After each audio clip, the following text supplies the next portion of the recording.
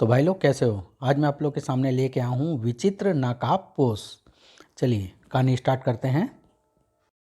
एक दिन जब चक्रधरमपुरम का राजा चैतन्य का दरबार लगा हुआ था, महाराज दरबार के बाहर एक नकाबपोश खड़ा हुआ है। उसने अपना पूरा चेहरा कपड़े से ढका हुआ है। वह आपसे मिलना चाहता है। कोई नकाबपोश हमसे मिलना चाहता है? कौन हो सकता है वह? तुमने उससे उसका नाम पूछा? हाँ महाराज, पूछा था, पर उसने अपना नाम नहीं बताया। ओह, बड़ा विचित्र नकाबपोश है वह। महाराज, वह सचमुच ही विचित्र है। पूछने पर कह रहा था कि वह आपसे युद्ध करने आया है, ऐसा? कई मंत्रियों ने म्यान से तलवारें निकाल ली। महाराज, वह नकाबपोश कोई भी हो, अब यहाँ से जीवित नहीं जाएगा। उसकी इतनी हिम्मत कि वह हमारे राज्य में आकर युद्ध की बातें करे, उसे हम छोड़ेंगे नहीं। मंत्रियों को उत्तेजित देख सब लोग शांत हो जाओ। कोई अकेला हमारे दरबार में आकर हमें चुनौती देना चाहता है। अपने आप में यह एक बड़ी बात है। निश्चय ही यह कोई दुस्साहसी वीर होगा। हम उस दुस्साहसी से मिलना चाहते हैं। द्वारपाल, उसे आदर सहित भीतर ले आओ। जो आज्ञा महाराज। द्वारपाल ने दरबार से बाहर आ नकाबपोश से कहा, चलो महाराज तुम्हें बुला रहे हैं। जब नकाबपोश दरबार में पहुंचा, प्रणाम महाराज। नकाबपोश, कहो तुम्हें क्या कहना है? महाराज, मैं यहाँ युद्ध करने आया हूँ। नकाबपोश, हमारे दरबार में एक से बढ़कर एक वीर है। बोलो, तुम किसके साथ युद्ध करना चाहते हो? महाराज, मैं किसी और से नहीं अपितु आपसे युद्ध करना चाहता हूँ। तुम हमसे युद्ध करना चाहते हो, पर क्यों? महाराज, मैं इस विषय में आपको कुछ नहीं बताऊंगा। मैं आपको चुनौती देता हूं। क्या आप मेरे साथ दो दो हाथ करने को तैयार हैं? हमें तुम्हारी चुनौती स्वीकार है नकाबपोश? तब ठीक है। आज से ठीक 1 माह बाद हम दोनों काली घाटी के पुराने किले में मिलेंगे। वहीं हम दोनों के बीच मुकाबला होगा। काली घाटी के पुराने किले में ही क्यों, यहाँ क्यों नहीं? महाराज, वहाँ ना आपका कोई संगी साथी होगा ना मेरा। उस युद्ध में हम में से जो भी जीवित बचेगा वह उस युद्ध का विजेता होगा। ओह, तुम्हारी बातें बड़ी रहस्यमयी सी लग रही है नकाबपोश। महाराज, मैं अपनी शर्तों पर ही आपसे युद्ध करूंगा। यदि आपको मेरी शर्तें मंजूर हो तो बताइए, वरना मैं चुपचाप यहाँ से चला जाऊंगा। नकाबपोश, हम कायर नहीं है। हमें तुम्हारी हर शर्त तो स्वीकार है।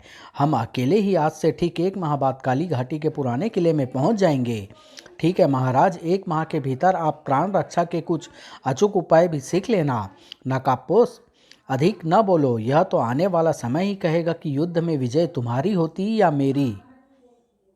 हाँ, यदि तुम्हारा चेहरा देख पाता तो अच्छा रहता। वह किस लिए महाराज? तब मैं कह सकता था कि मैंने इस आदमी को युद्ध में पराजित किया था। महाराज, वह दिन कभी नहीं आएगा। मैं जा रहा हूँ। आज से ठीक 1 माह बाद काली घाटी के पुराने किले में मिलेंगे। वह नकाबपोश दरबार से बाहर चला गया। तभी मैं तुम्हें अपना परिचय परिचय भी दूंगा। उसके जाने के बाद प्रधानमंत्री ने राजा चैतन्य से कहा, महाराज, आप इस नकाबपोश से लड़ने काली घाटी के पुराने किले में जाएंगे क्या? अवश्य जाऊंगा प्रधानमंत्री जी।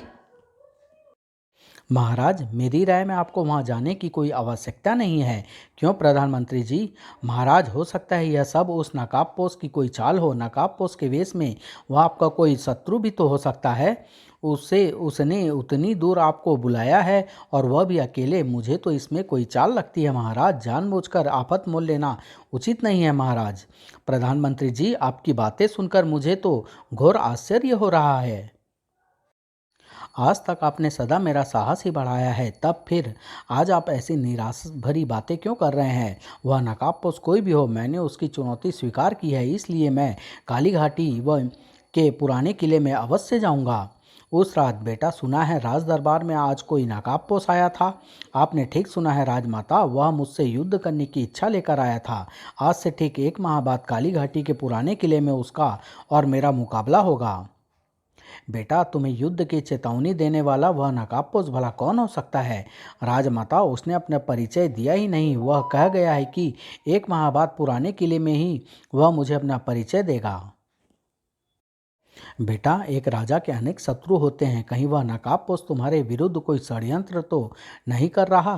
राजमाता, मैं एक राजा हूँ, राजा को हर खतरे से जूझने का सदा तत्पर रहना चाहिए। उस नकाबपोश ने भरे दरबार में मुझे युद्ध के हेतु ललकारा और मैं उसकी ललकार कैसे सहन कर सकता था? कुछ भी हो, मुझे उससे युद्ध करने काली घाटी के पुराने किले में जाना ही होगा। तब मैं ईश्वर से यही कामना करूंगी कि इस युद्ध में विजय तुम्हारी ही हो बेटा। 15 दिन पश्चात जाओ बेटा, भगवान तुम्हारा भला करेंगे। राजमाता से विदा ले जब राजा चैतन्य महल से बाहर आया, महाराज हम सब की शुभकामनाएं स्वीकार कीजिए। तब चल पड़ा राजा चैतन्य काली घाटी की ओर। एक एक माह होते होते मैं काली घाटी तक अवश्य पहुंच ही जाऊंगा। रास्ते में कई जंगली जानवरों ने उस पर आक्रमण किया। उसने निडर हो उन सब का मुकाबला किया। एक रात उसे एक वन में ही रहना पड़ा। ओह, कौन है यह लोग? जब वे साये उसके समीप आए तो चैतन्य रथ से उतरा और पूछने लगा, कौन हो तुम लोग? उन लोगों ने कोई उत्तर नहीं दिया। वे उस पर टूट पड़े। अरे! चैतन्य ने तत्परता से अपनी तलवार निकाली और खचाक, आह! उसने डट कर मुकाबला किया। फलस्वरूप यह लोग अपनी गठरी तो यहीं छोड़ गए। क्या हो सकता है इस गठरी में? अब उसने गठरी खोलकर देखा। अरे! स्वर्णभूषण और सोने की इतनी सारी मुद्राएं, अवश्य यह लोग चोर रहे होंगे। उसने उस गठरी को साथ ले लिया। पता नहीं किस बदनसीब के घर डाका डालकर आए होंगे यह चारों। प्रातः होने पर वह पुनः यात्रा पर निकल पड़ा। संध्या होते ही वह जंगल में स्थित एक किले के समीप पहुंचा। इस वीराने में किला कौन रहता होगा यहाँ? तभी किले का द्वार खुला। आपका स्वागत है राही, मेरे किले में पधारिए। वह बूढ़ा चैतन्य को किले में ले आया। आप इस किले में क्यों रहते हैं? कितनी वीरान जगह है यह। दरअसल मैं शक्तिपुरम का राजा महेंद्र हूँ। कभी कभी अपनी इस किले में मैं अपनी बेटी वर्षा के साथ मन बहलाव के लिए आता रहता हूँ। ओह, बड़ा ही विचित्र शौक है आपको राजा महेंद्र। मैं चक्रधरपुरम का राजा चैतन्य हूँ। ओह, बड़ी खुशी हुई आपसे मिलकर। तभी यह मेरी बेटी वर्षा है राजा चैतन्य। ओह, बड़ी सुंदर है राजकुमारी वर्षा। राजा महेंद्र ने राजा चैतन्य को खूब आदर सत्कार किया। राजा चैतन्य, अपने राज्य से दूर आप यहाँ क्यों आए हैं? यहाँ से थोड़ी दूर काली घाटी में जो किला है वहाँ मुझे एक नकाबपोश से युद्ध करना है, इसलिए मैं इस यात्रा पर निकला हूँ। ओह, तो वह नकाबपोश हत्यारा आपके पास भी पहुँच गया? क्या मतलब, आप उसे जानते हैं क्या? उस नर पिशाच को भला कौन नहीं जानता। मेरे दरबार में आकर उसने मेरे युवा पुत्र को युद्ध के लिए ललकारा था। काली घाटी के पुराने किले में ही उसने मेरे पुत्र को युद्ध के लिए बुलाया था। उसने युद्ध में मेरे इकलौते पुत्र को मौत के घाट उतार दिया था। ओह राजन, आप यहीं से वापस लौट जाइए। वह नकाबपोश बहुत ही शक्तिशाली है। आज तक जिसने भी उससे युद्ध किया है वह जीवित नहीं बचा है। ओह राजन, अभी तुम्हारी आयु ही क्या है? जानबूझकर क्यों मौत से टकराना चाहते हो? मेरी मानो और काली घाटी के पुराने किले में जाने का विचार छोड़ दो। महाराज, मैं एक राजपूत हूँ और मैं राजपूत के वचन को नहीं तोड़ूंगा। नकाबपोश को मैं पुराने किले में पहुँचने का वचन दे चुका हूँ। मैं वहाँ जाऊँगा अवश्य। राजन, बड़े जिद्दी मालूम पड़ते हो। खैर कोई बात नहीं, समझाना मेरा काम था, ना समझो वह तुम्हारी इच्छा। उस रात जब अ, अपने शयन कक्ष में सोया, उठो राजा चैतन्य, उठो। वर्षा के जगाने पर चैतन्य की नींद खुल गई। राजकुमारी वर्षा, तुम इस समय मेरे शयन कक्ष में? राजन, धीरे बोलिए, मेरे पिता पास वाले कक्ष में ही सोए हुए हैं। लेकिन तुम इस समय यहाँ क्यों आई हो? राजन, मैं जो कहना चाहती हूँ इसके लिए यही समय उपयुक्त है। कहो, मुझसे क्या कहना चाहती हो तुम? राजन, मैं आपसे प्रेम करने लगी हूँ। यह क्या कह रही हो तुम वर्षा? मैं ठीक कह रही हूँ राजन। जब से मैंने आपको देखा है मेरे दिल का बुरा हाल है। मुझे अपने चरणों की दासी बना लो राजन। राजकुमारी वर्षा, मेरी मंगनी सोलनगर की राजकुमारी मृणाल के साथ हो चुकी है। उसी के साथ मेरा विवाह होगा, इसलिए मेरा ख्याल तुम अपने दिल से निकाल दो। राजन, आप मृणाल से विवाह न करें, इसके लिए मैं कब कह रही हूँ। आप राजा हैं और राजा कई कई विवाह कर सकते हैं। वह राजा और रहे होंगे वर्षा, मैं उन राजाओं में से नहीं। मैं सिर्फ एक ही विवाह करूँगा और वह भी मृणाल मृणाल के साथ ही करूँगा। मुझे क्षमा करो वर्षा और चुपचाप जैसे आई थी वैसे ही चली जाओ। ओह, वर्षा मुंह लटका कर कक्ष से बाहर निकल गई। प्रातः होने पर राजा महेंद्र आपके आतिथ्य का मैं शुक्रिया अदा करता हूँ। अब मुझे आज्ञा दीजिए, मुझे शीघ्र ही काली घाटी पहुँचना है। वहाँ जाए बिना आप मानेंगे नहीं राजन। नहीं राजा महेंद्र, वहाँ जाने से मत रोकिएगा मुझे। तब चैतन्य वहाँ से आगे की यात्रा पर निकल पड़ा।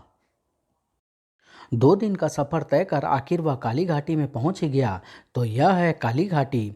कुछ दूर चलने पर इसी किले में उस नकाबपोश ने मिलने को कहा था। आज माह का अंतिम दिन है। वह नकाबपोश भी किले में पहुंच गया होगा। उसने रथ को किले के बाहर ही छोड़ दिया और उसने किले के बंद द्वार पर हाथ रखा तो किले का द्वार खुलता चला गया। उसने किले में प्रवेश किया। वह किले के विशाल कक्ष में पहुंचा। नकाबपोश, कहाँ हो तुम? देखो, मुकाबले के लिए मैं यहाँ पहुंचा हूँ। तभी नकाबपोश ने कक्ष में प्रवेश किया।